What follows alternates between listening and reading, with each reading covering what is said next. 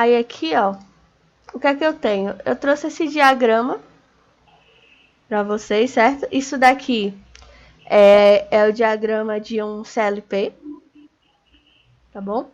Aqui eu tenho alguns elementos, que, por exemplo, ó, daqui até aqui, ó, eu tenho conexões de entradas digitais, que elas são identificadas pelo I, tá vendo? Aí a gente tem I1, I2, I3, I4, I5, I6, I7 e 8, certo? E a gente também tem duas portas. Desculpa, eu tenho um vício do Arduino de chamar as entradas de portas, mas aqui são entradas. E a gente também tem duas entradas analógicas aqui nesse CLP, certo? E a gente tem 4 saídas de ativação de relés, certo? Lembrando que um grupo vai explicar sobre relés e contatores aí mais pra frente, mas a gente controla bobinas, máquinas, seja lá o que for, motores, lâmpadas, com CLP, normalmente a gente controla através dos relés ou dos contatores, certo? Por que a gente tem esse intermediário nessa comunicação? Porque um CLP desse, normalmente, ele só vai enviar um sinal aqui energizado de no máximo 24 volts, dependendo do modelo que vocês tenham, certo? E a gente sabe que 24 volts para ativar um motor, ativar uma lâmpada, não é o ideal, né? Então, o que é que a gente tem aqui nessa saída? A gente tem esses elementos que fazem uma espécie de ponte. Ele é como se fosse... como é que eu posso dizer? Imagine o guardinha que fica cobrando pedágio no meio da estrada. Certo? Ele faz a ligação entre a ativação aqui da energia, certo? Tá vendo? O símbolo tá aqui, né? E ele meio que liga ou desliga essa passagem de energia no final das contas, certo? Mas ele não energiza a lâmpada, nem o motor. O que ele faz é permitir a passagem ou não dessa energia para uma possível ligar, para possivelmente ligar e desligar essa lâmpada, por exemplo. Aqui nesse diagrama, a situação que a gente tem é o seguinte: a gente tem aqui dois botões, certo? O B1 e o B2. Eles estão ligados um na entrada I1 e na entrada I2. Eles estão fazendo aqui uma operação da porta lógica I, ou AND, certo? Que é o quê? Que é aquela metade do remédio, como eu sempre digo, certo? Aqui, digamos que aqui é B1 e aqui eu tenho B2, certo? E esse meu Q1 aqui vai ser a minha saída. Então, ó, para eu acender essa lâmpada aqui, qual é a regra básica de uma porta AND? É uma multiplicação, né? Então, as duas chaves aqui, elas têm que estar ligadas para poder essa lâmpada minha acender. Se qualquer uma delas estiver desligada ou as duas desligadas, a gente não acende a nossa lâmpada, certo? Aqui é só um exemplo de uma aplicação de uma porta na estrutura física de um CLP e como é que ela funciona logicamente, certo? Aqui, ó, é a explicação de tudo que eu falei para vocês, certo? Depois para leitura, se vocês quiserem. Aqui, gente, a gente tem já algo mais complexo, certo? A gente tem um circuito digital e a gente tem o programa em ladder, certo? Aqui o programa e aqui a gente tem o circuito. Nessa situação aqui, ó, a gente tem mais de uma operação. Se vocês fossem escrever a função daqui, o que a gente teria? A gente teria Q1, vai ser igual ao que aqui? Eu tenho, ó, I1 vezes quem aqui? I2. Entre essas duas operações aqui, o que é que eu tenho? Eu tenho um mais, né? Aqui é vezes, aqui é vezes. Mais. O que é que eu tenho aqui? Eu tenho I2 negado. É isso? Deixa eu botar só entre parênteses para ficar bonitinho, né? Eu tenho I2 negado. É isso? Vezes I3. Essa daqui seria a minha função desse circuito digital. E esse daqui seria meu programa em Leda, representando essa função. Tá, mas por que que se faz isso daqui? Por que que se aplicou esse circuito digital para transformou ele em um programa Leda? E por quê? Porque às vezes a gente precisa criar situações que elas só podem ser solucionadas dessa forma aqui. Certo? Aqui, ó. Basicamente, o que é que acontece? Vocês teriam que fazer a tabela verdade, aquela velha tabela verdade, para vocês saberem quais são as situações que esse Q1 aqui seria ativado, certo? Mas basicamente aqui na minha pesca, eu não fiz a tabela, peguei só o exemplo mesmo, certo? O que é que ele me diz? A saída é acionada quando as entradas I1 e I2 estão acionadas ao mesmo tempo, ou, até porque a gente tem um mais aqui no meio, né? Ou, ao mesmo tempo, a entrada I2 está desacionada e a entrada I3 está acionada. Aqui é uma situação específica. A gente pode simplificar isso de outras formas. Mais pra frente a gente vai conhecer algumas funções já pré-determinadas que vão facilitar esse processo, certo? Mas é uma forma de se fazer também, certo? Eu trouxe aqui algumas funções que eu não tinha mostrado para vocês antes, mas que são bem úteis, principalmente para evitar escrever circuitos tão grandes quanto aquele que a gente tem aqui na função, certo? Apesar que esse seja pequeno, mas para algumas pessoas possa ser que dê trabalho, certo?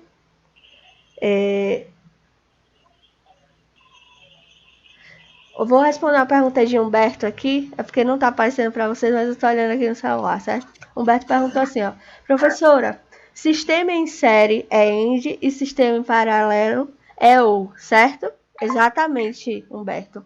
Quando vocês têm sistemas em série, que é desse jeito aqui, ó, é a representação do AND, que é a multiplicação.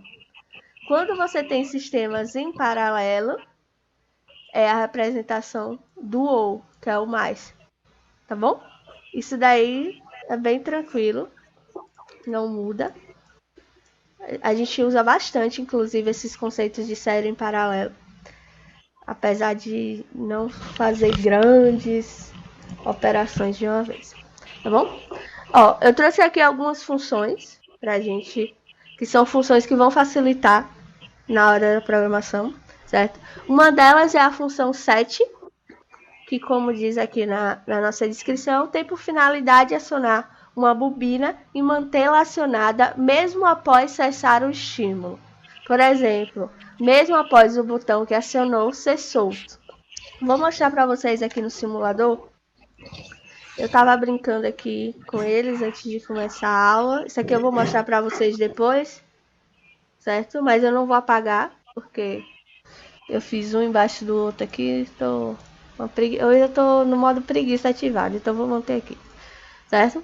Então, ó, eu vou fazer o mesmo desenho que eu fiz aqui. Aqui foi um print que eu tirei, só que eu não animei, porque quando eu tiro a apostila para vocês, não vai sair animado, então eu deixei só o print mesmo. O que é que eu preciso para poder fazer aquilo ali? Eu preciso de um contato, não é isso? Eu vou chamar esse contato de I1, certo? Vamos fingir que é... Ou então, eu não vou escrever botão, porque como o programa é em inglês, ele não vai aceitar o tio, certo? Então eu tô chamando todos os botões de bot, vou chamar de bot 3, porque eu já tenho outros botões aqui, certo? É do tipo booleano, ou seja, ele só vai assumir o 0 ou 1. Não vou mexer muito aqui por agora. E aqui eu vou adicionar, ó, uma função que aqui no meu simulador, ele já vem pronto, tá vendo? Que é a função set e a função reset. Eu vou usar a função set logo. Deixa eu tirar aqui. Aqui, ó. Ele automaticamente, tá vendo? Ele colocou uma bobina com S no meio. Eu vou chamar aqui de LED 3 também. Aí ele me pediu aqui algumas configurações. Eu vou só dizer ok, que tá tudo certo. Tranquilo? Vou vir aqui na minha simulação e vou pegar uma lâmpada. Certo? Ignorem essa daqui a gente vai ver daqui a pouco. Vou até sumir com ela da tela. Vou colocar minha lâmpada aqui, vou mudar ela para vermelho, certo? Vou colocar aqui minha variável LED 3, certo? Vou adicionar aqui também. Vou adicionar aqui um botão, né? Cadê? Era aqui mesmo, sair do lugar. Eu vou pegar um switch desse, uma chavezinha, que eu prefiro essa do que o botão de fato. Certo? Pra cima tá ligado, pra baixo tá desligado. Vou mudar a variável dele aqui. Vou colocar o botão 3 também, tá vendo? Pronto. Meu programa tá aqui. Vou colocar ele online. Vocês podem estar curiosos agora sobre esses processos que eu estou fazendo. Eu não estou entrando tanto em detalhes neles agora, porque a partir da segunda-feira, a partir da próxima aula, eu vou começar a mostrar a vocês o simulador mais trabalhado, obviamente, certo? Não quero que vocês se percam muito nisso agora, não. Até porque cada simulador se comporta de uma forma, certo? Então, pode ser que vocês achem outros simuladores que tem outros métodos de funcionamento. Ó, tá online aqui, deixa eu puxar essa visualização, certo? Ó, o que vai acontecer? Deixa eu botar aqui embaixo, certo? Quando eu ligar minha chave aqui, eu vou ativar essa linha aqui. Ignore essas duas linhas aqui.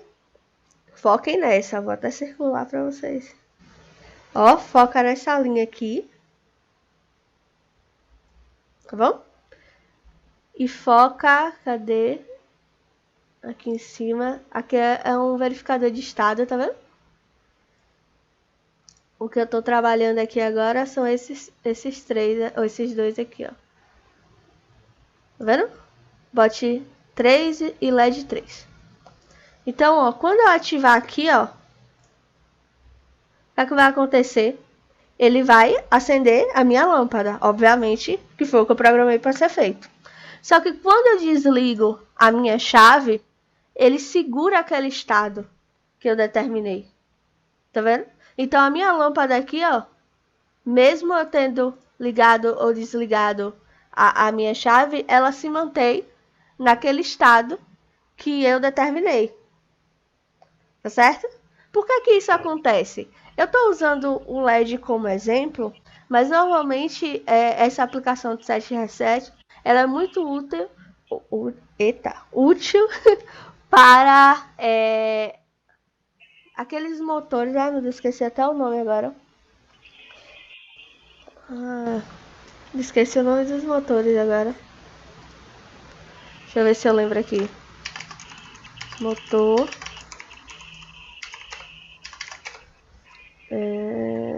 Esqueci o nome agora. Deixa eu ver se aparece aqui. por exemplo. Acho que são motores cilíndricos o nome. Não, esse daqui é de carro. Eu esqueci o nome. Me ajude aí, vocês estão nas chamadas. Eu esqueci o nome dos motores agora.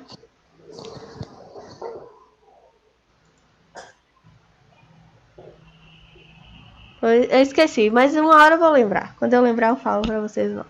Mas basicamente, imagine numa linha de produção onde você tem um motor que ele tem que empurrar uma caixa, por exemplo, e ele tem que empurrar essa caixa, depois ele vai ter que voltar e se manter naquela posição, certo? Então, você utilizar a função de setar aquela posição, independente do acionamento de uma chave ou não, é uma boa utilização para essa função, por exemplo. E da mesma forma que você pode setar para manter aquele estado, você tem a opção de reset também, certo? Que é basicamente o contrário. Então, quando eu utilizo normalmente o set, em algum momento eu preciso resetar aquela função para a função anterior.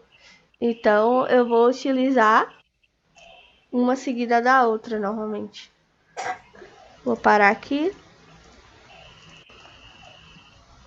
Certo? Aí, o que é que vai acontecer, basicamente? Vou copiar, certo? Só que aqui, ó, eu vou modificar o meu contato para um normalmente fechado. É para quando eu desligar a chave, certo? Vou chamar de bot 3 também.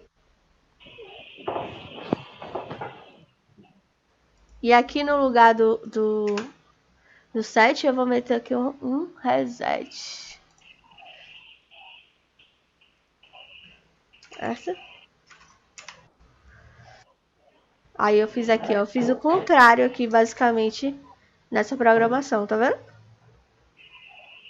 O que é que eu tô dizendo aqui, ó? Quando ele voltar fechado, ele automaticamente ele vai fazer o quê? Ele vai resetar aquele estado anterior. Então, quando eu coloco online aqui, isso daqui é como se eu estivesse passando para o CLP essa programação, tá bom? Então, aqui, ó, quando eu ligo, tá vendo?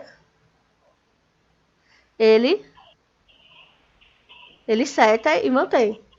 Quando eu desligo aqui, eu estou resetando essa função anterior, certo? Normalmente, obviamente que eu não vou utilizar isso nessa sequência que eu coloquei aqui. Só foi uma demonstração. Mas vamos supor que você tenha outro processo aqui no meio dessas duas programações. Então, você pode estar setando o reset. Ou então, vamos supor que você tenha outro procedimento. Imagine que isso seja uma válvula para encher um tanque. E quando chegar no nível, ela tem que resetar. Aí você pode colocar isso aqui no meio do processo também. Certo? Esse exemplo que eu dei aqui é puramente demonstrativo. Obviamente que a gente não vai usar dessa forma porque fica meio bobo, certo?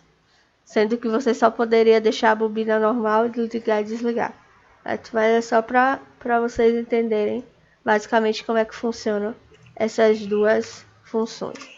Vou apagar aqui para não estragar o programa. Além dessas duas funções de set e reset, a gente tem outra função também que é muito importante, que é a questão dos temporizadores, certo? Basicamente, você pode aplicar um temporizador em diversas finalidades, vai depender do que você está imaginando, certo? Mas basicamente, a maior aplicação dos temporizadores é nessa questão do retardo da energização. Vamos supor que você tenha que dar a partida no motor, certo? E você tem uma chave lá, só que você só quer que o motor ative depois que você ativou essa chave, depois de 10 segundos, por exemplo. E aí, depois que você segurou essa chave, Por 10 segundos ele vai lá e dá partida ao motor. Isso também é um método de segurança, né? Porque você imagina você tá numa linha de produção onde você tem um motor para uma determinada ação e que esse controle fica num painel que pode ser, sei lá, apertado acidentalmente. É uma suposição, né? Então, você utilizar temporizadores como medida de segurança também funciona. Ou você colocar essa questão do temporizador aplicado a uma espera de outra função acontecer também funciona, certo? Mas existem várias aplicações. Mas basicamente o que é que o temporizador faz? Quando você coloca ele ligado a uma chave, por exemplo, você vai utilizar ele para esperar que uma função aconteça. Ou, ao contrário. Eu vou demonstrar para vocês, porque existem diversos tipos de temporizadores. Diversas formas como eles vão operar, certo? Hoje eu trouxe 2 exemplos para vocês aqui. Certo? São esses 2 aqui, que é o Tom e o Toff. Certo? Vou mostrar aqui no simulador. Eu já tinha feito aqui, certo? Eu chamei de segura e solta porque eles são exatamente isso daqui, ó. Deixa eu botar online.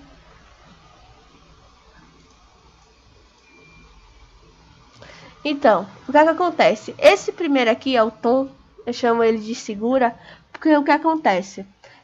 Ele é um temporizador que ele só aciona algo, ou seja, ele tem um retardo para acionar ou energizar alguma coisa, conforme você segura uma chave ou um botão, ou seja lá o que for, certo?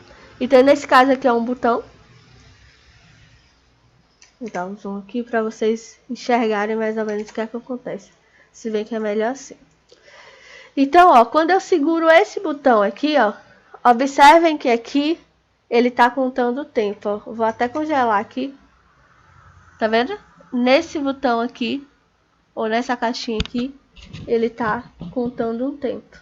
Certo? Eu programei aqui para segurar por 10 segundos, até ele deixar a energia passar. Ele aconteceu porque eu já tinha segurado antes, mas ó, eu seguro, tá vendo? Então ele tá fazendo a contagem. 5, 6, 7, 8, 9, 10. Aí ele aciona. Só que se eu soltar também ele desliga, certo?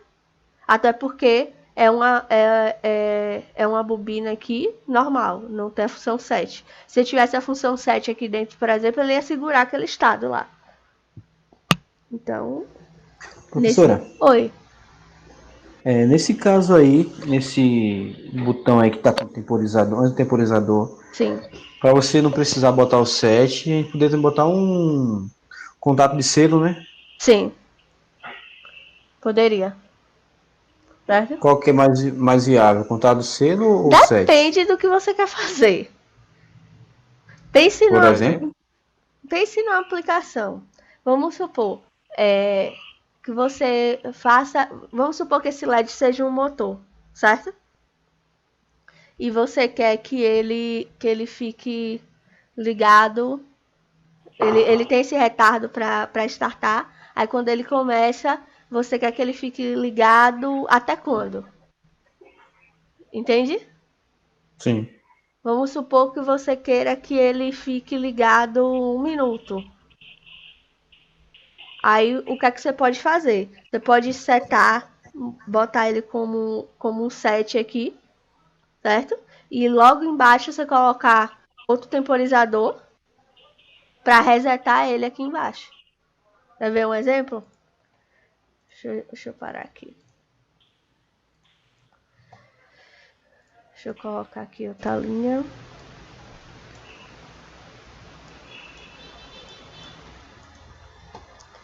Imagine o seguinte aqui.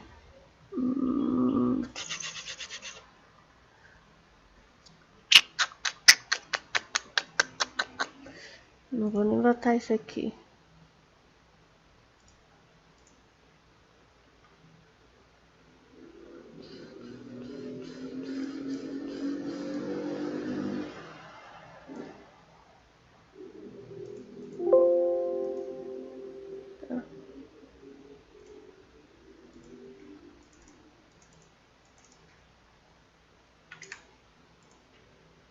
botar um 7 aqui.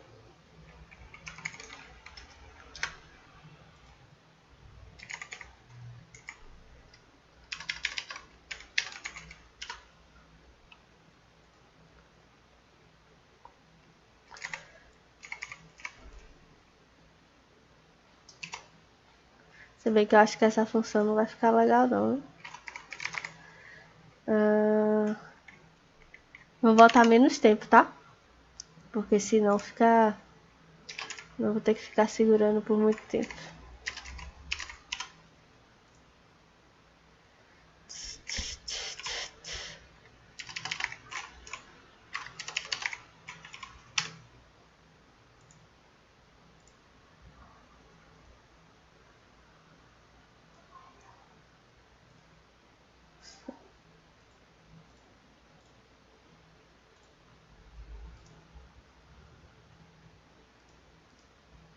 Isso.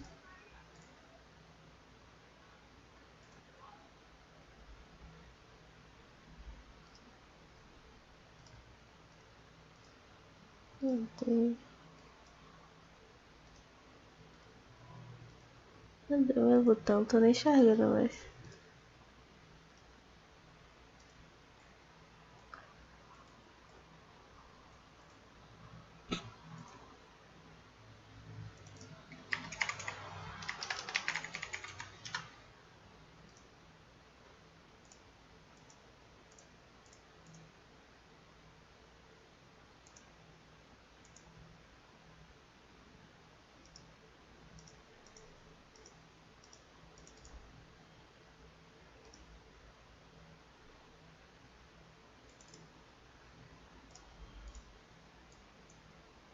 Vou botar isso mais pra baixo, que isso aqui é outra coisa.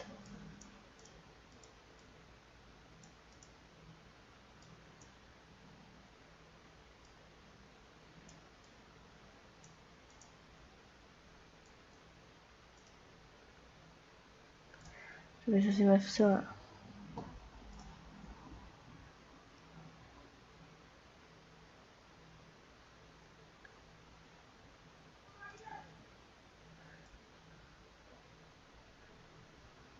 Era pra ter diminuído o tempo de segurar.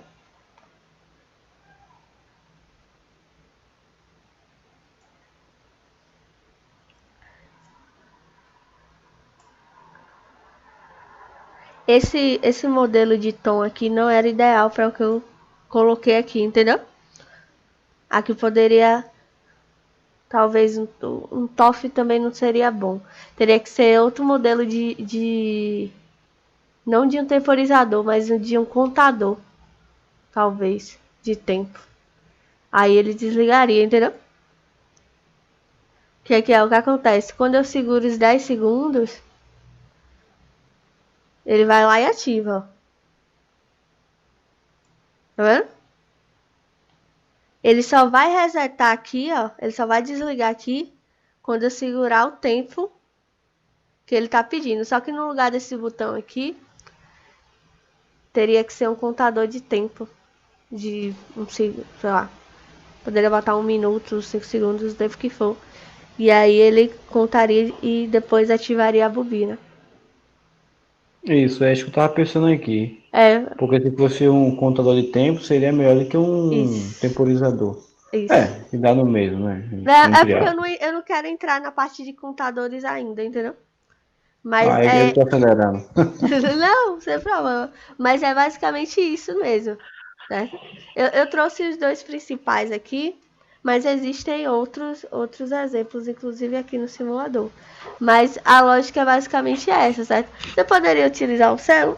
Poderia, sem problemas.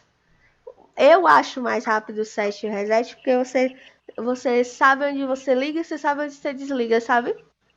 E fica bem identificado nesse sentido.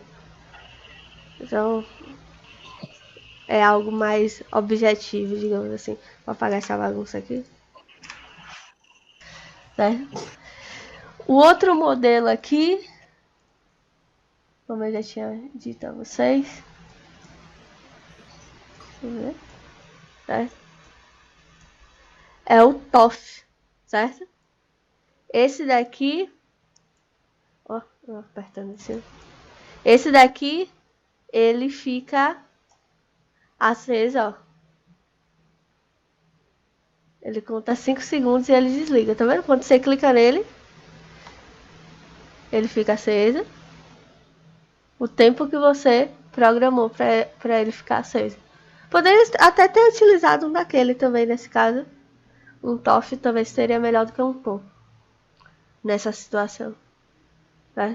Então vamos supor, você quer ativar uma bomba para jorrar água, jogar algum tipo de líquido, sei lá, por 30 segundos. Basicamente o que acontece nas bombas de gasolina, quando você faz aquela programação de valor, né? Você diz assim, eu quero botar R$20 de gasolina. O que tem dentro do circuito é um TOF.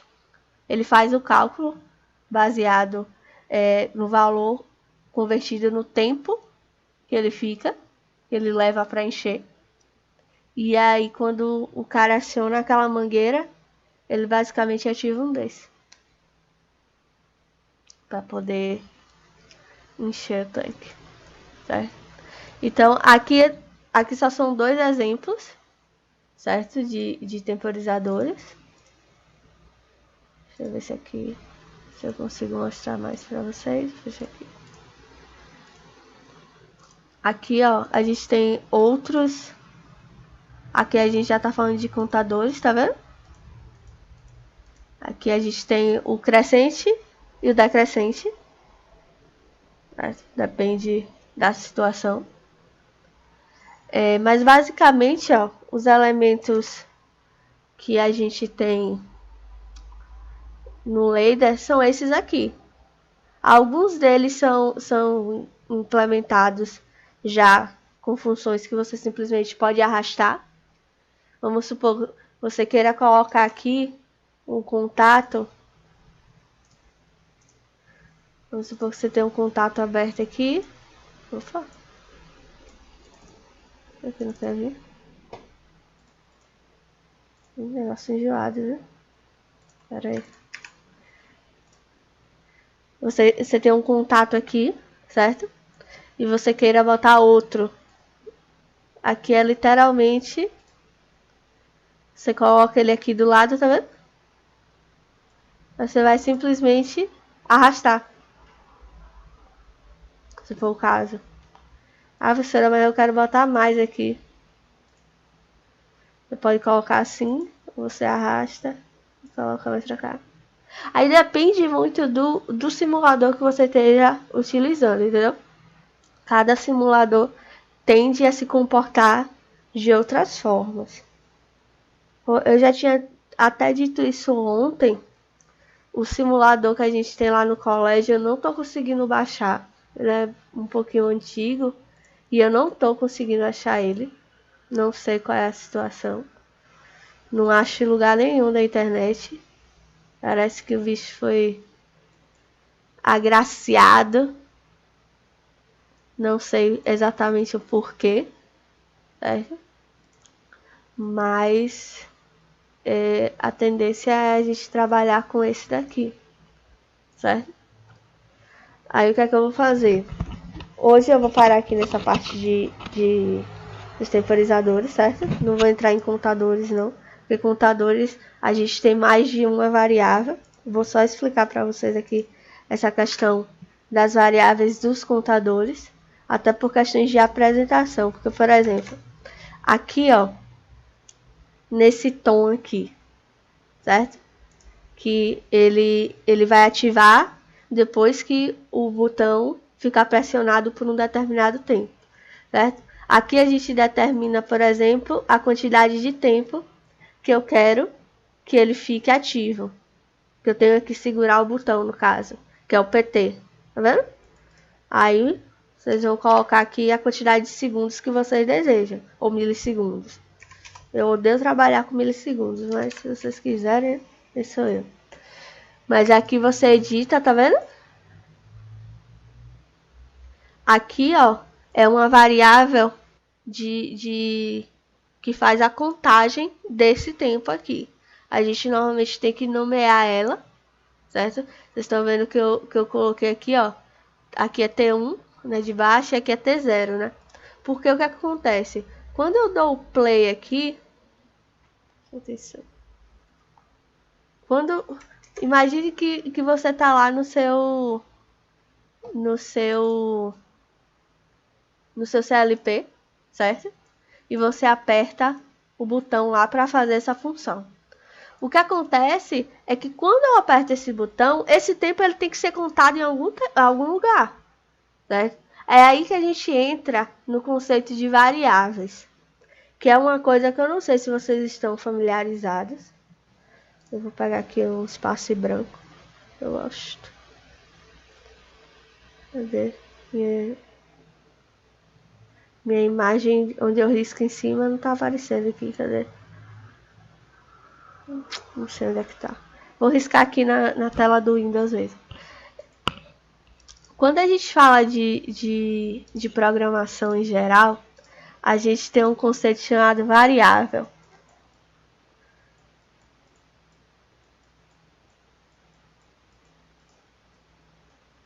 Certo? Aceita aqui. O que são essas variáveis?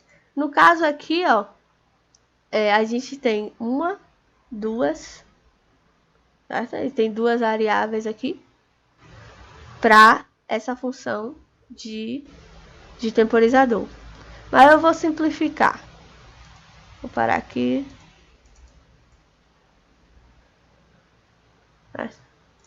Deixa eu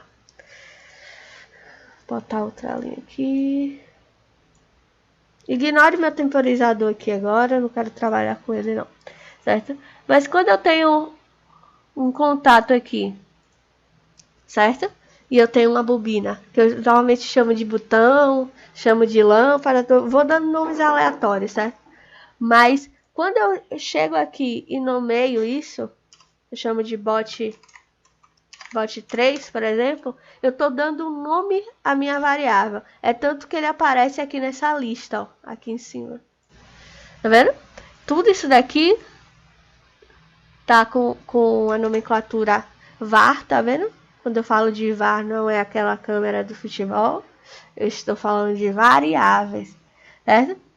E aqui, ó, eu sempre tenho o tipo de informação, todas são variáveis, certo? Eu tenho os nomes dela, que é o que está em preto aqui. E eu tenho o tipo de informação que está armazenado dentro dessas variáveis. Ah, professora, como assim? O que é que acontece? Quando eu dou um nome a essas coisas e eu chamo elas de variáveis, eu estou criando uma caixinha, certo? Essa caixinha aqui, por exemplo, ó, essa minha primeira caixinha, se chama LED, certo? Quando eu digo que ela é do tipo bol, é porque ela é do tipo booleana. Lembra que a gente estudou disso, né? Booleana. Quando eu digo isso, estou dizendo que na minha caixinha aqui só vai poder receber o valor de 1 ou de 0.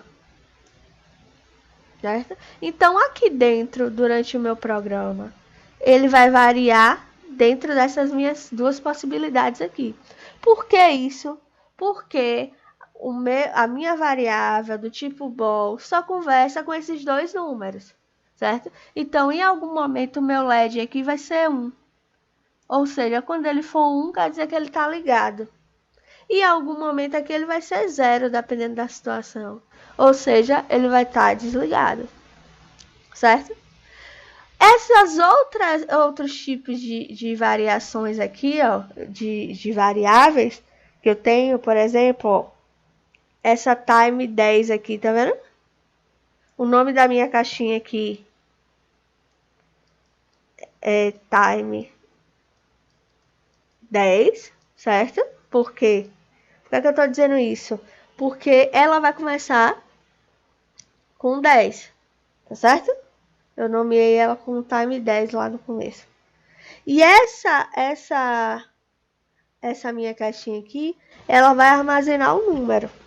Ela é uma variável do tipo time, ou seja, ela vai marcar um tempo lá dentro, certo? Então ela vai guardar aqui 10 segundos, por exemplo, certo? E aí quando eu digo aqui, ó, a minha variável do tipo TO, ou T0 no caso, né? Eu tenho outra caixinha, T0, que eu não determinei quanto é que ela começa, que ela vai fazer o quê? Ela vai pegar esse valor aqui, esse número, e ela vai contar aqui dentro dessa caixinha. Certo? Deixa eu exemplificar melhor. O que acontece aqui, ó,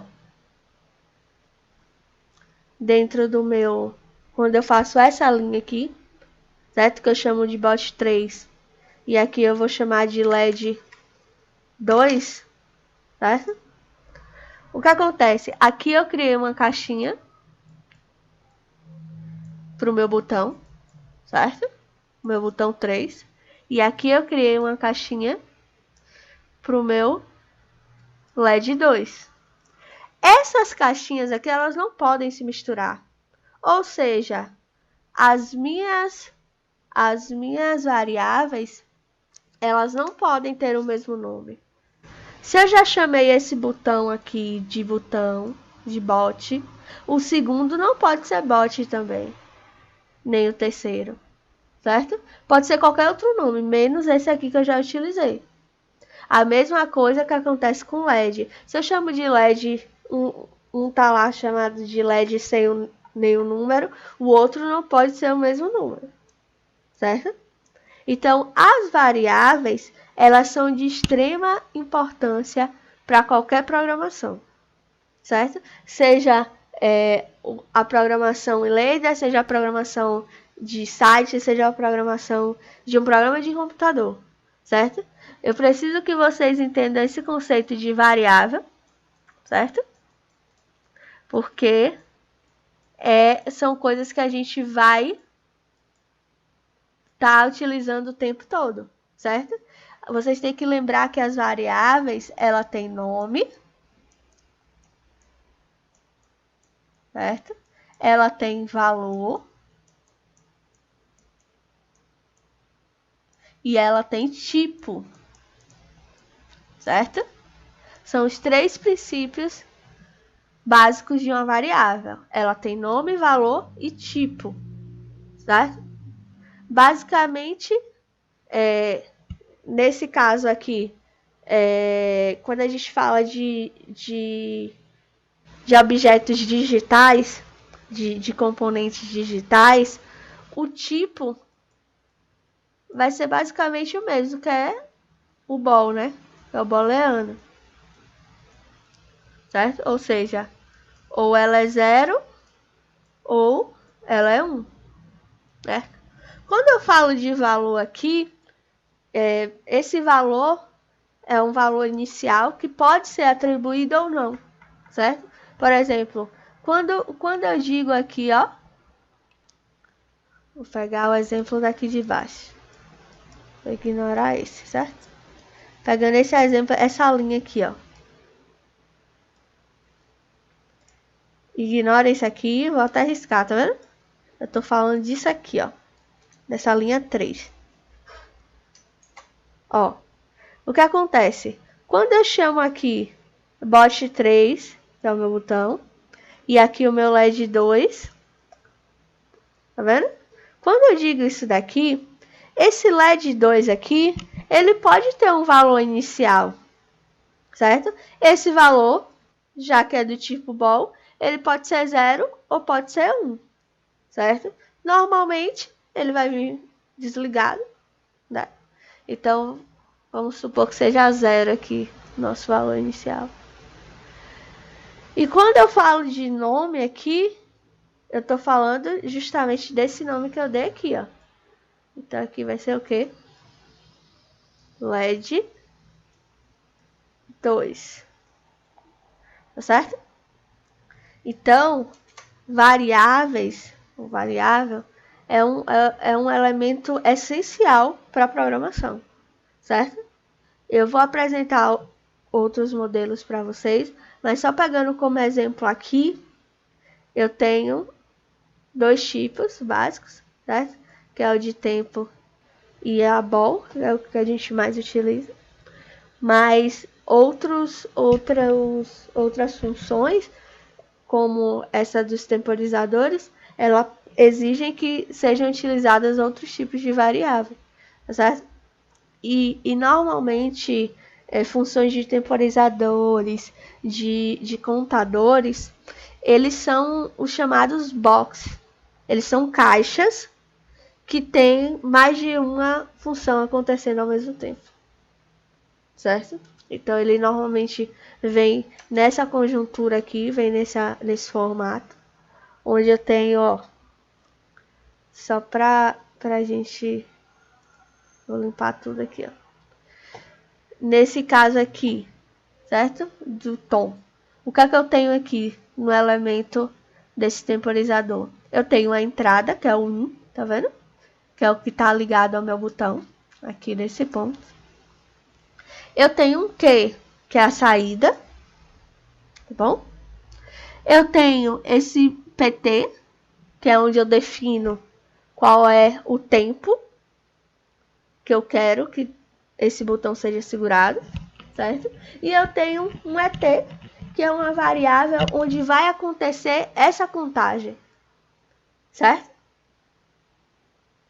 É onde vai armazenar essa contagem. Por quê? Porque no temporizador, ele basicamente, no caso do tom, ele vai contar de 0 até 5, certo? E ele precisa ir armazenando essa informação toda vez dentro de algum lugar. E esse algum lugar é a minha variável ET, certo? Que eu chamei ela de TO. A mesma coisa acontece no TOF, tá vendo? Se vocês perceberem, inclusive, o tom, ele é um T.1, que é um temporizador para ligar, certo? E o TOF, é um temporizador para desligar, certo? É um inverso do outro. Ok? Eu não sei se está sendo compreensível para vocês.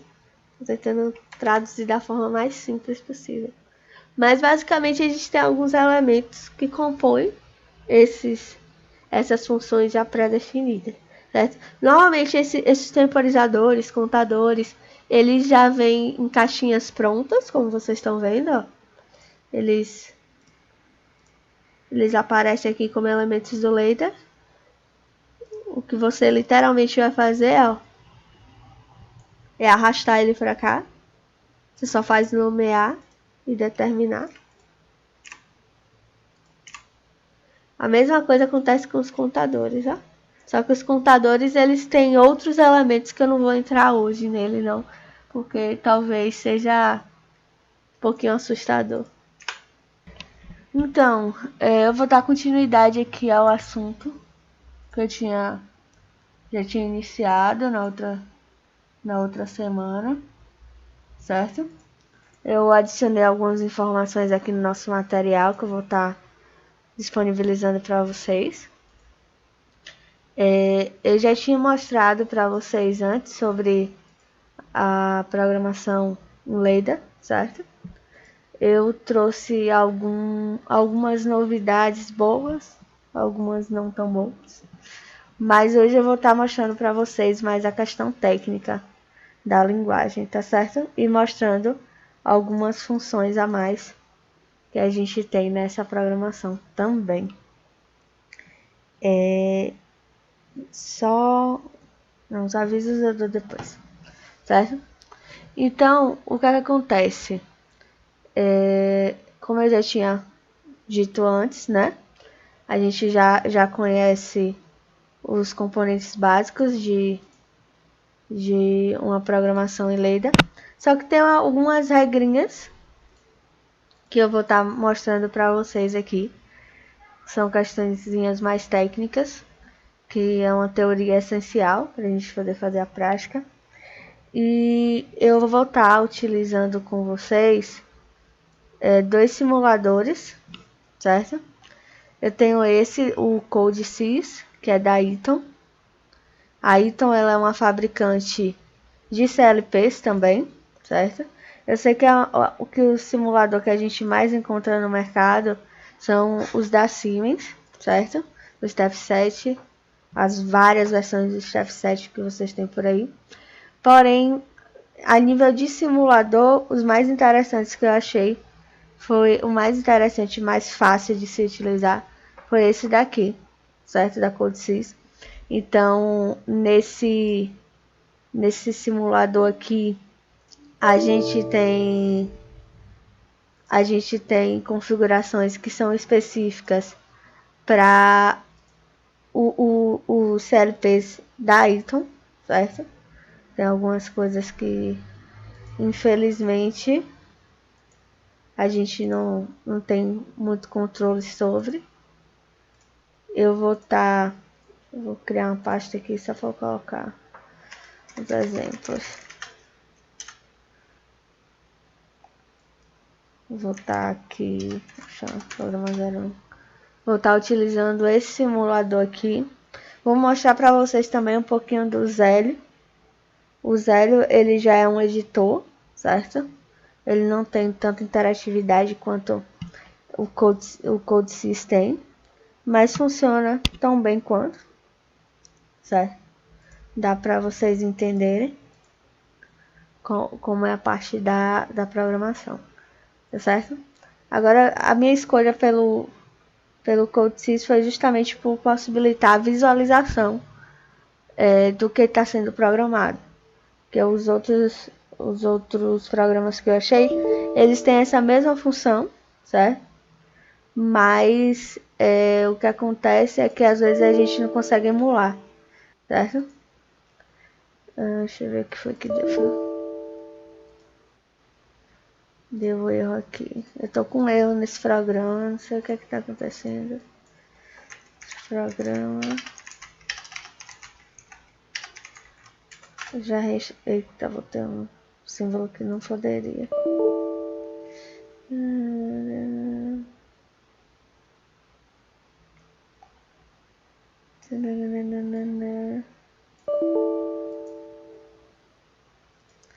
Eu tô com um problema aqui que eu não tô conseguindo solucionar. Depois eu vou ver qual é a situação aqui do CodeSys, certo? Eu já instalei, reinstalei, ele ainda tá dando esse erro. Mas enfim, voltando aqui à questão da programação, certo? Eu vou entrar em alguns detalhes aqui que a gente já viu antes, mas a gente passou por cima, ok? Deixa eu só tirar aqui. Então, ó, o que acontece, gente? Por que eu tô falando disso aqui? Normalmente, quando a gente fala de programação de placas, de programação de controladores, a gente tem questões que são questões tanto físicas quanto lógicas que precisam ser estabelecidas, certo? Para a gente conseguir criar um programa, digamos assim, com os requisitos necessários para o seu bom funcionamento, certo? Porque o que acontece?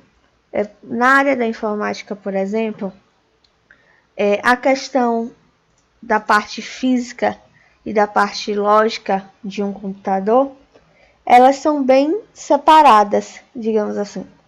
Normalmente quem trabalha com soluções a nível físico não se mistura muito com o pessoal que trabalha com as questões lógicas. E isso é um super problema, porque às vezes algo para ser resolvido, ele precisa estar entre esses dois mundos. O que acontece com CLPs e aplicações em geral, é que a gente tem a união dessas duas coisas, a parte física e a parte lógica. Se você não entender as duas, fica complicado você fazer um programa eficiente, certo? Por isso que eu pedi para vocês fazerem pesquisas, por exemplo, sobre os dispositivos que são conectados aos CLPs, porque se você entende como eles funcionam, você consegue fazer a programação dele corretamente, certo? Então aqui eu trouxe um pouquinho da relação, certo? Que é a relação dispositivo de entrada e a lógica de controle. Aqui saiu duplicado por algum motivo. Deixa eu ajustar isso aqui. Apareceu duas vezes, né? Acho que eu copiei um por cima do outro. Aqui é um X. Pronto, já tá certo. Deixa ele carregar aqui. Então a gente tem aqui a relação dispositivo de entrada versus a lógica de controle. Isso é uma coisa essencial. E como a gente vê aqui na definição, ó, esta relação pode causar confusão inicial ao usuário durante a implementação de programas e aplicações para CLP. Normalmente faz-se associação direta entre o elemento utilizado na lógica de controle no caso, e a condição do dispositivo de entrada, o que gera total confusão. Porque o que acontece? Às vezes a gente quer fazer o controle de um dispositivo e na representação lógica daquilo ali, normalmente há uma divergência com o que está acontecendo na vida real. Vou dar um exemplo. Normalmente na programação, para a gente ativar um dispositivo, certo? Ele tem que estar na vida real desligado. Só que a partir do momento que você energiza uma linha, pode acontecer desse dispositivo estar ligado no meio do processo. E se você não faz uma programação que impeça o acionamento desse dispositivo sem o seu consentimento, isso pode gerar uma confusão e a lógica acabar fugindo do que está acontecendo na realidade, certo? Tem alguns elementos que quando a gente programa, a gente tem que iniciar ele desligado, porque a partir do momento que ele entra em contato com o CLP, com o controlador, ele é energizado. E quando você energiza algo que não tem um poder lógico de decisão, você pode acabar ligando ele sem querer. Então, essa relação dos dispositivos é muito importante. Porque se você não programar da forma correta, você pode causar uma confusão na hora de programar esse processo, certo? Então, a gente tem que conhecer muito bem os dispositivos, seja os dispositivos de entrada, seja os dispositivos de saída, justamente por essas condições, certo? É como se a gente tivesse que prever o que é que vai acontecer antes mesmo dessa coisa acontecer, certo? Não sei se ficou claro, mas o que acontece aqui, ó, aqui é um quadro que representa essa relação, certo? A gente tem algumas situações aqui, por exemplo, a gente tem esse contato aqui, a gente tem essa chavezinha, onde ela é um dispositivo de entrada, tá vendo? O que é que acontece? Aqui é uma tabela lógica do que está acontecendo. Se ela está desligada, então ela está no ponto zero, tá certo? Mas o que é que pode acontecer? Eu posso representar isso com um contato aberto, certo? Que é o normal. Tá vendo? Aí aqui nessa outra coluna, a gente tem esse termo aqui, que é a atuação do contato lógico. Ele está atuando? Não. Fluxo de corrente lógica? Não. Certo? O que é que pode acontecer também? Eu tenho um contato fechado, certo? Ele vai entrar como 1. Só que na hora da minha atuação lá da programação, ele pode ser representado dessa forma e ele pode estar atuando. Então, existe a possibilidade de algo apresentar um estado natural, mas para a programação você fazer essa inversão, certo? Eu vou demonstrar isso melhor na prática, mas é uma situação que pode ocorrer e que vocês têm que entender que é tudo bem, certo? Não há problema nenhum nisso daí. Ó, o que é que acontece? Existe esse termo aqui também chamado de corrente lógica fictícia, certo? Para que algo aconteça, certo? Para a gente ativar uma bobina, um relé, ou seja lá o que for, a gente precisa criar essa questão da energização, mesmo que não seja real, mas fictícia daquela situação. Porque o que é que acontece? Quando a gente tem um CLP, quando a gente tem uma programação em ladder, por exemplo, a programação em ladder, ela funciona o quê? Ela funciona nessa espécie de escada, né? A gente vai descendo degrau, aqui é a primeira linha, aqui é a segunda linha, então a gente vai percorrer nesse sentido e depois você vem para cá, né? Isso vai atuando. Essas linhas aqui é o que a gente chama de corrente lógica fictícia. É como se ela fosse a união entre os dispositivos. Se você imaginar um CLP lá, a gente tem a entrada aqui em cima digital, a gente tem as entradas aqui, sei lá, de um botão, certo? Essa entrada aqui, ela tá, em teoria, aqui no circuito, ligada à minha saída aqui embaixo, certo?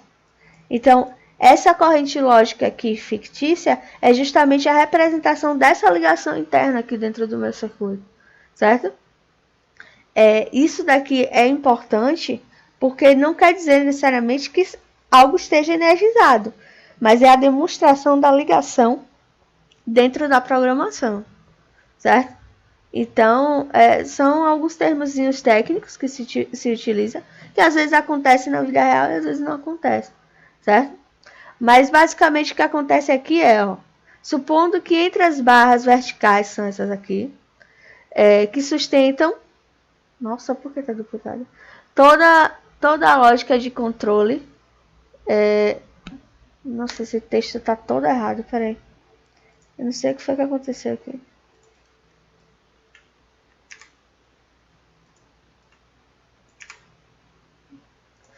Supondo que entre as barras verticais que sustentam toda a lógica de controle haja uma diferença de potencial, certo? A barra da esquerda com potencial positivo, ou seja, desse lado eu tenho a fase, né? E desse lado aqui eu tenho o neutro. A corrente, normalmente, ela corre em que sentido? Do positivo para o negativo, né? Então, a linguagem ladder, querendo ou não, ela ainda tem propriedades da elétrica e da eletrônica normal para justamente formar essa sequência de energização. Isso daqui, no final das contas, gente, isso daqui é como se fosse uma ligação em série de vários componentes, certo? E aí o que acontece? O CLP ele vai executando as coisas desse ponto até esse ponto e vai descendo, certo? Sempre energizando da esquerda para a direita. Tranquilo? Além disso tudo, a gente tem questões, por exemplo, como tipo de dados, certo? Esses tipos de dados, eles são os tipos de informações que a gente vai trabalhar, certo? Dentro do CLP. Quando a gente tem diversos elementos, a gente trabalha com vários tipos de informação. Que tipo de informação? Tempo, data, texto, hora, certo? Então, tudo isso é um tipo de dados. Aí aqui a gente tem, além dos pontos de entrada e saída discretas, certo? Que são as conexões que a gente já estudou antes. Há outros elementos utilizados na implementação da lógica de controle, certo? Embora cada PLC ou CLP, certo, utilize uma nomenclatura, representação gráfica e forma de endereçamento próprias, a equivalência entre os tipos de dados disponíveis nos CPUs distintas proporciona rápida adaptação ao usuário. o que é que acontece, gente? Cada CLP tem algumas norminhas que eles seguem para representar alguns objetos, certo? Que às vezes são iguais e às vezes são diferentes. A gente vai ver um exemplo claro aqui nesse exemplo. Por exemplo, esse material aqui que eu peguei ele da High Tecnologia, certo? Que é uma marca também que desenvolve CLPs. E eles têm algumas características. E aqui no exemplo, eu peguei o exemplo da Siemens, que traz outro modelo de representação, que eu coloquei justamente para a gente conseguir enxergar essas variações. Aí aqui o que é que acontece? Ó? A gente tem o primeiro tipo de dado, que é as entradas digitais, certo? Que é representado pela letra I. Normalmente, quase todo CLP, ele representa a entrada digital através da letra I maiúscula. Tá certo? Aqui no exemplo que eu trouxe, ó, aqui a gente tem o CLP da Siemens, que vocês estão vendo aqui, ó, que é a letra I, também para a questão da entrada, tá vendo? Aqui a gente tem o botão 1, botão 2, e a gente tem aqui a representação das entradas. O que são essas entradas? Essas entradas são justamente as conexões que eu tenho no meu CLP. Vou pegar aqui o exemplo. Pegar um exemplo aqui, ó, CLP Siemens. Pegar uma imagem aqui qualquer na internet. Queria um que eu mostrasse, esse aqui. Pronto. Ó, vocês estão vendo aqui? Aqui a gente tem as saídas, tá vendo? Que é 0. Tá vendo? A gente tem essa linha aqui. E aqui a gente tem as entradas, tá vendo? Essas entradas, elas são formadas por esses tipos de conexões aqui. Vocês vão folgar o parafuso e colocar o fio, né? Dependendo do modelo. Então, eu tenho entradas e tenho saídas. E essas nomenclaturas aqui, elas representam justamente cada uma dessas conexões. Cada luzinha dessa daqui, da minha imagem, tá vendo? Ó? Cada luzinha dessa daqui vai representar uma entrada. Aqui a gente tem duas linhas de entrada, tá vendo? A I0 e a I1. Onde a I0 a gente tem o quê? 8 conexões digitais, certo? E na I1 a gente tem 6. Tá vendo? Essas entradas podem ser digitais e podem ser analógicas também, depende do modelo do CLP. E aqui a gente tem algumas saídas também, ó. Que a primeira linha é o Q0 e a segunda linha é o Q1. A Q0 aqui a gente também tem 8 saídas. E a Q1 a gente tem 2. Tá vendo?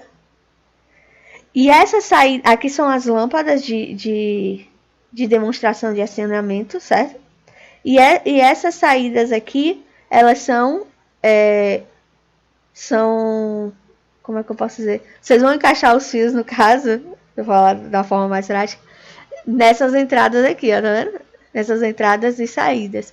Aí vai depender do diagrama de montagem de cada CLP. Certo? Esse daqui é um modelo da Siemens, mas se eu pegar aqui CLP da Eaton. Aqui é outro exemplo. Deixa eu ver se eu queria uma imagem mais clara. Esse aqui é bom. Deixa eu abrir aqui. Ó, aqui é outro modelo, tá vendo? Nesse modelo, o que é que a gente tem? A gente já tem outra apresentação das informações, né? Aqui a gente tem as saídas, tá vendo? Elas são representadas aqui Q1, Q2, Q3, Q4, Q5, Q6. Esse modelo aqui tem 6 saídas. E eu tenho aqui, ó, 12 entradas, basicamente. Tá certo? Aqui a gente tem a questão da alimentação. Cada modelo tem as suas características. Certo? Aqui, ó, entrada 12 volts, tá vendo? DC. E aqui a gente tem nessas outras, na I7, 8, 11, 12, a gente vai de 0 a 10 volts, certo? Essas entradas, dependendo do modelo de CLP, podem ser entradas só digitais ou podem ser entradas analógicas também. Depende, cada modelo a gente tem que ler os manuais para saber quais são as especificações. Mas, por exemplo, esse modelo aqui da Eaton, ele já tem uma telinha, já tem um menu aqui, ó, onde às vezes, dependendo da situação, você consegue fazer a programação até aqui mesmo no controlador, certo? E aqui a gente tem uma entrada de internet para fazer o controle e também a questão da programação, certo? Aqui é um exemplo do Eaton. E aqui a gente tem o da Siemens. Esse aqui é mais antigo, tá? Esse daqui é o S7200. Mas se vocês... Deixa eu pegar aqui um modelo mais novo da Siemens. Vou botar o 1000 aqui.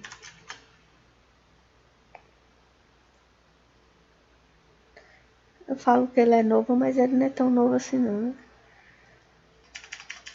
Deixa eu ver se aparece, é porque eu esqueci o nome desse daqui, ó. É o logo. O nome é logo, deixa eu botar. Esse daqui é um pouquinho mais moderno, tá vendo? Também mais caro. Ele tem menos entrada, que provavelmente vocês vão ter que usar módulos de extensão para conseguir aproveitar o máximo do CLP, tá vendo? Mas aqui a gente já tem outras opções, como seria um card com programação. A gente já tem até um visualzinho onde você pode estar visualizando as instruções diretamente no CLP. Aí já é outro, como é que eu posso dizer? Já é outra categoria, certo? Esse daqui, ó, esse logo V8, ele tá de 750, que é no Mercado Livre. Que já venceu. Agora, deixa eu ver. Aqui, ó, ele tá uma média de quase R$800, tá vendo? Agora, se a gente pega um S7, Step 7 200. Aí depende, tá vendo? Depende muito de quem que tá vendendo, da condição. Tem toda uma outra categoria, certo? Então, cada CLP vai ter uma característica exclusiva, certo? E que a gente tem que entender como é que eles funcionam para poder fazer uma programação ideal. Deixa eu ver se tem alguém falando aqui. Não, ninguém tá falando. Qualquer coisa vocês podem perguntar aí no chat. E aí, ó, a gente já sabe que a representação das entradas digitais é o quê? É a letra I, certo? Na maioria dos CLPs. E aí a gente tem a sequência, certo? Aqui, na teoria, é mais ou menos o que eu acabei de falar, né? Que essa questão da nomenclatura, ele é identificado através de uma numeração sequencial que inicia-se em 0 e seu valor final depende da quantidade de placas de entrada e saída ou do modelo do controlador. Tá bom? Eu queria entender porque que esse slide tá todo duplicado, as coisas. E é só umas palavras perdidas. Estranho.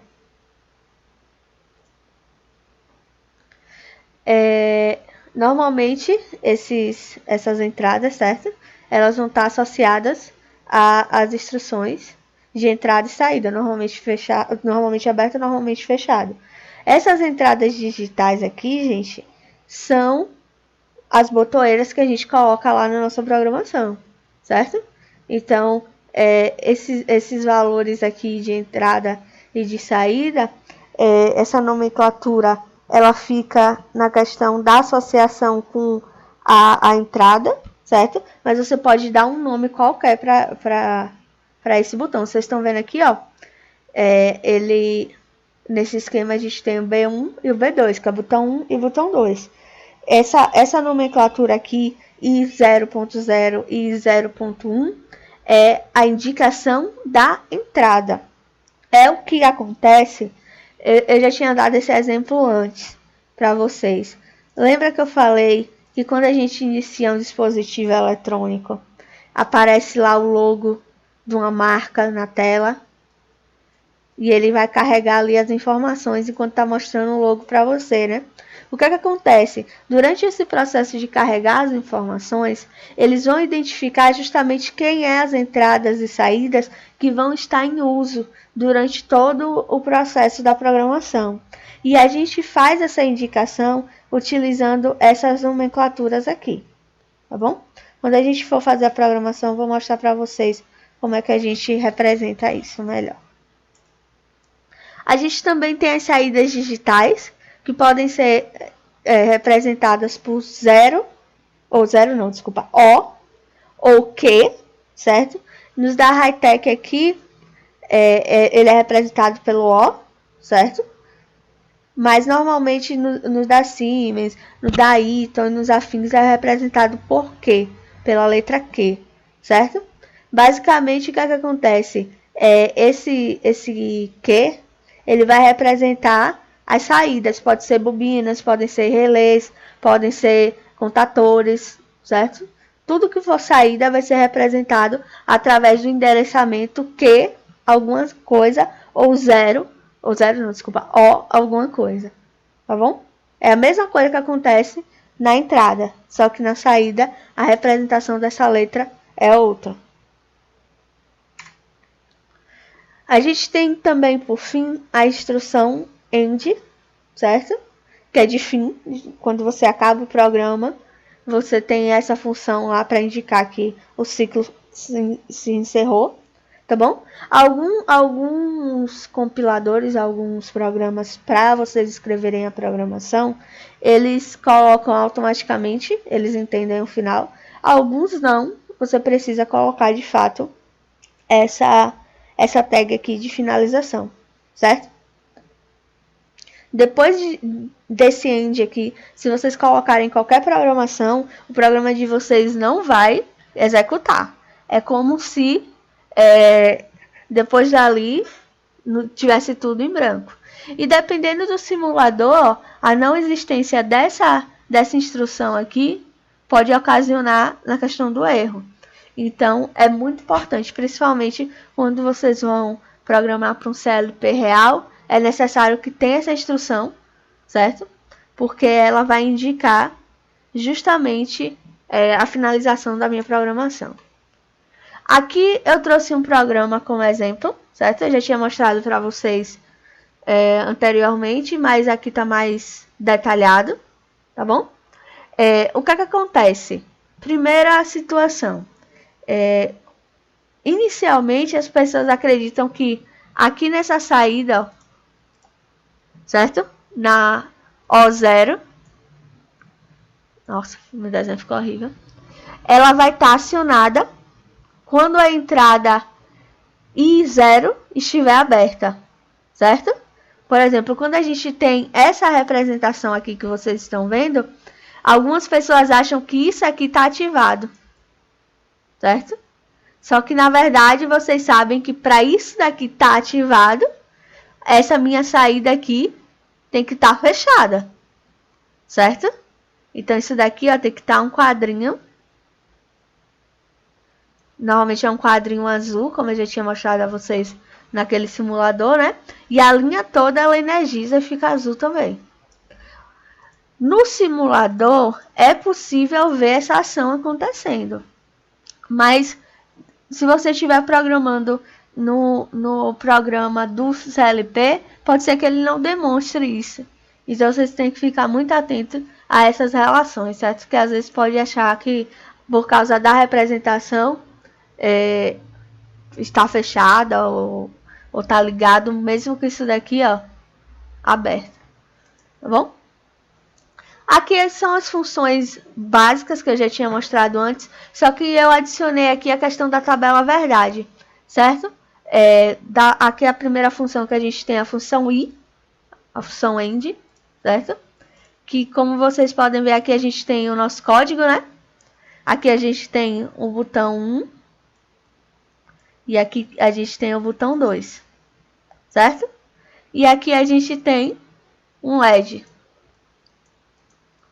certo? Que eu posso chamar de LED 1, por exemplo. O que é que acontece? Aqui é aquela mesma situação das portas lógicas, né? Eu tenho 4 possíveis estados para esses dois botões combinados, que vocês já conhecem de cor e salteado, né? Que é o quê? Se isso daqui é uma função AND, eu tenho uma multiplicação entre as duas entradas aqui, né? Eita. Eu tenho uma multiplicação entre as duas entradas aqui. Então, a única possível solução positiva, ou seja, esse LED aqui ele só vai acender nessa situação aqui, ó, que é o quê? Quando os dois botões estiverem acionados. Do contrário, nenhuma outra situação, ó, vai ativar o meu botão, certo? Lembrando que essa função I, ou AND, é uma função onde os botões, os elementos, eles estão ligados em série.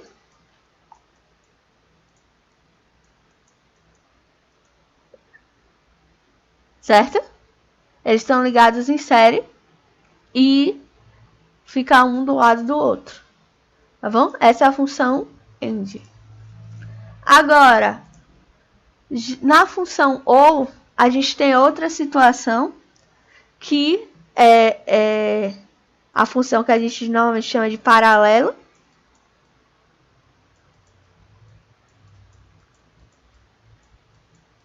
Certo? A gente tem os elementos em paralelo. E a função OR é o que? Uma função de mais, né? É uma situação que para algo ser verdadeiro, ou uma ou a outra situação deve ser verdadeira, certo? Ou seja, aqui ó, no B1 e aqui é o B2, certo? Aqui a gente tem a B1, B2, certo? Para o meu LED acender aqui, vamos fingir que isso daqui é um LED, né? Para o meu LED acender nessa situação aqui, o que é que eu vou precisar acontecer? Qualquer um dos dois botões tem que estar ativado, ou os dois também tem que estar, ou podem estar ativados para acender o meu LED. A única situação onde meu LED não vai acender é quando está tudo zerado, ou seja, nenhum dos botões estiverem acionados, tá certo? Isso aqui a gente já tinha visto antes, isso aqui é bem básico mesmo, certo? Aqui é a continuação do outro assunto, eu vou revisar mais devagar, certo? A gente tem a função set e a função reset, certo? Lembrando que a função set, ela faz o quê? Ela mantém o estado, o último estado que uma bobina recebeu, certo? Ou seja, se você acionar através de um botão, você acionar um LED, certo? E você colocar essa bobina com S aqui, que é a função set, na programação, ele vai manter aquele estado de ligado o tempo todo. Mesmo que você volte a apertar aquele interruptor, ele vai guardar aquela informação do primeiro estado assim que rodou o meu programa no CLP. Para desfazer isso, vocês têm a opção de utilizar a função de reset, que é para voltar ao estado como se tivesse iniciado o CLP naquele momento, certo? Lembrem sempre, função set, ela mantém o estado, e a função reset, ela faz o quê? Ela vai resetar aquele estado como se a gente estivesse iniciando o programa totalmente de novo, certo? Então, as duas funções são complementares. Para você desativar uma, você precisa da outra automaticamente, certo? Na outra aula, deixa eu voltar. Na outra aula, eu fiz uma demonstração prática, certo? Se vocês tiverem dúvida, tem o videozinho do simulador fazendo essas duas funções aí. Voltem, que é essencial para vocês ficarem por dentro, certo? Eu falei também já da questão do temporizador, certo? Eu vou dar um foco novamente nesses dois temporizadores, porque são questões importantes, certo? O que acontece a gente tem basicamente esses dois tipos aqui. A gente tem esses dois tipos de temporizador, certo? A gente tem o tom e o toff, certo? O tom, o que acontece? O tom, para você acionar algo, você tem que manter um botão ou uma função anterior pressionada por um determinado tempo, certo? Ou seja, nesse exemplo aqui que eu já tinha dado antes, ó, não sei se está dando para vocês enxergarem, a gente tem aqui ó, um botão, certo? Que é a minha entrada, que é a função in. A gente tem aqui no PT a questão do tempo de espera, certo? Ele vai esperar aqui, ó, 10 segundos. E a gente tem um ET, que é uma variável de segurança. De segurança não é a palavra, desculpa. É uma variável que vai fazer essa contagem aqui, ó. Quando você acionar o botão aqui, certo? O meu tom ele ativa e ele vai contar aqui nessa variável, que eu chamei de TO, tá vendo? E ela vai contar de 0 até 10 segundos para poder ativar o meu LED, certo? Essa daqui o tom, ele é um temporizador de retardo, certo? Então, para algo acontecer, eu vou ter que esperar um determinado tempo.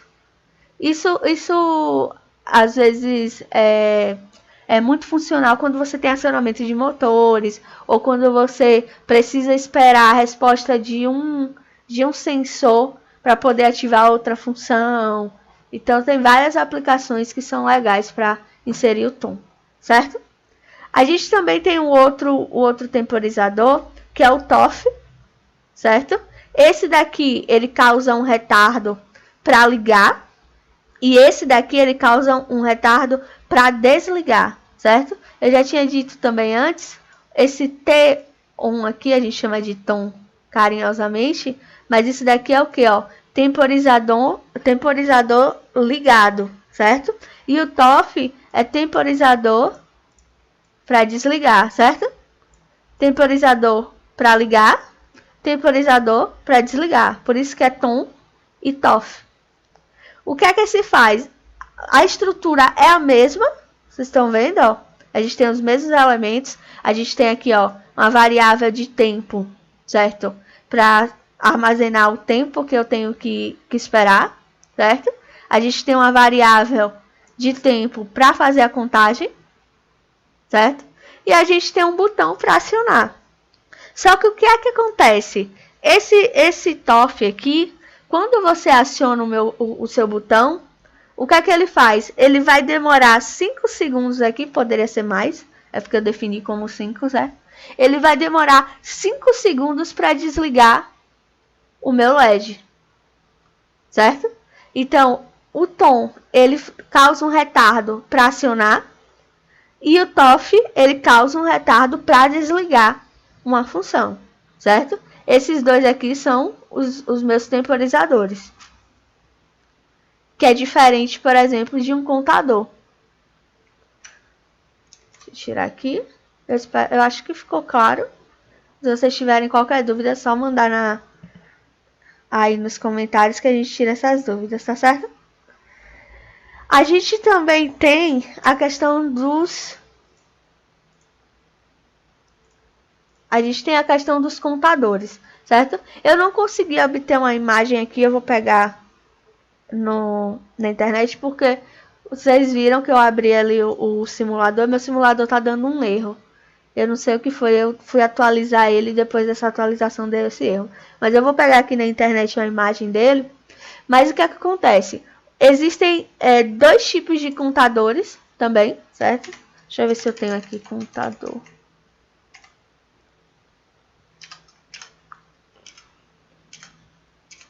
Deixa eu ver se eu tenho uma imagem da estrutura aqui. Não tenho. Vou pegar aqui na internet.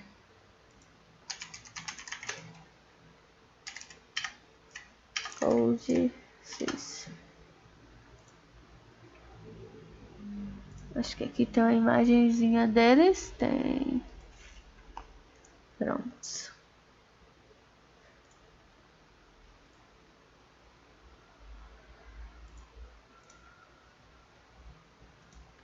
Certo? Aqui, ó.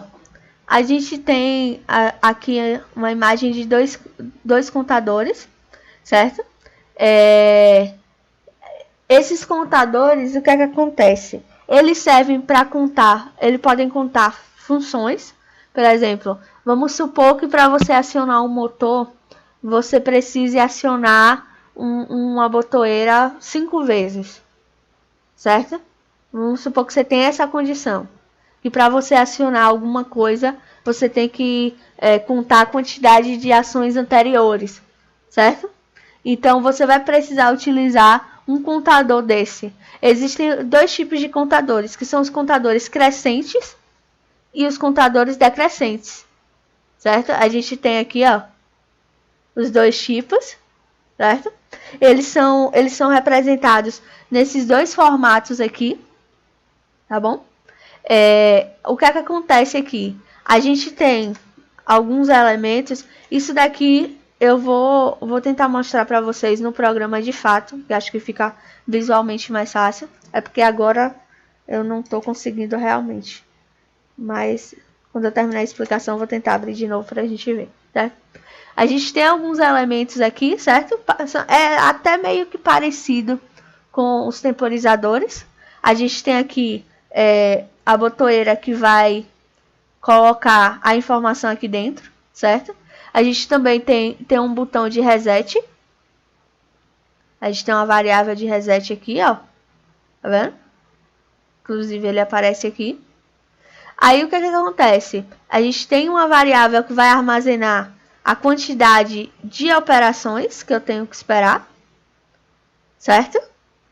E a partir disso, ele vai acionar aqui a minha botoeira. Ou a minha botoeira. Ele vai acionar a minha bobina, certo? Seja ele um motor, seja ele um LED, seja lá o que for. Então, basicamente, o que aqui esse daqui faz? É um contador crescente, como o nome já diz, né? Você vai apertar 5 vezes.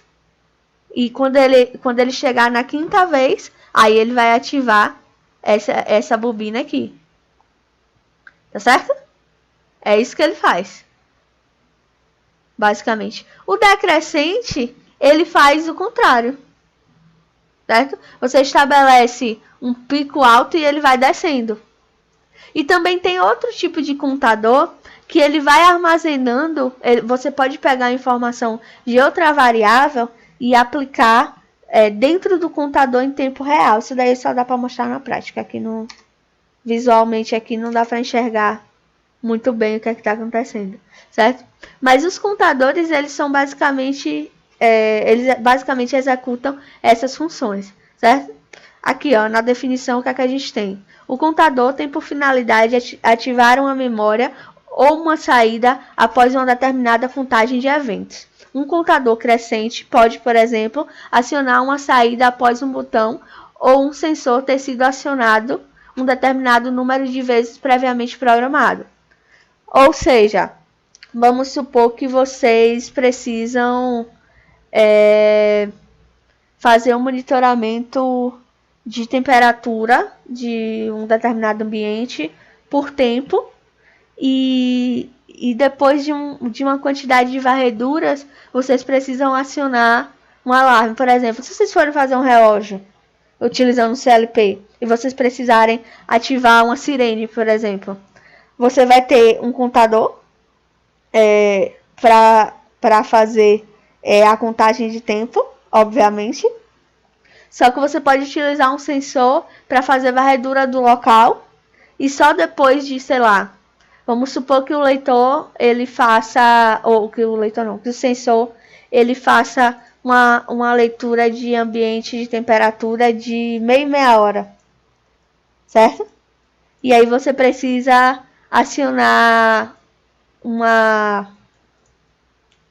Aí você precisa acionar um alarme às 12 horas da manhã, por exemplo.